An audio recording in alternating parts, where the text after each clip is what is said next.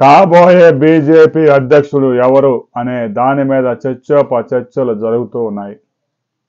అయితే గుజరాత్కు చెందిన సంజయ్ వినాయక్ జోషి పేరు ప్రముఖంగా వినపడుతూ ఉంది. దాదాపుగా సంజయ్ వినాయక్ జోషి పేరు ఖరారైపోయింది. గతంలో బీజేపీ జాతీయ జనరల్ సెక్రటరీగా కూడా ఈయన పనిచేశాడు. జార్ఖండ్, మధ్యప్రదేశ్, ఉత్తరాఖండ్, హిమాచల్ ప్రదేశ్, ఉత్తరప్రదేశ్, బీహార్ ఎన్నికల్లో కీలకంగా పనిచేశాడు. ఆ రాష్ట్రాల్లో బీజేపీ మంచి ఫలితాలు కూడా సాధించింది.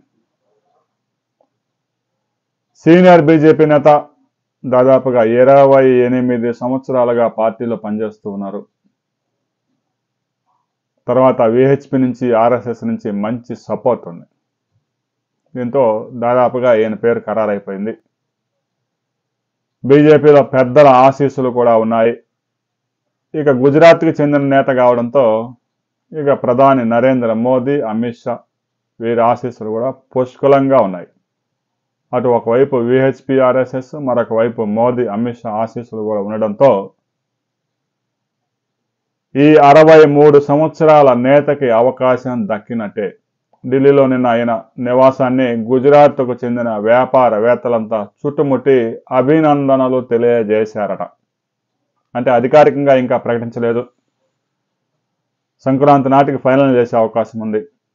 ప్రస్తుతానికి అయితే నడ్డా పదవీ కాలం కూడా పూర్తిగా వస్తూ ఉంది కాబట్టి కొత్త వ్యక్తిని ఎన్నుకునే అవకాశం ఉంది.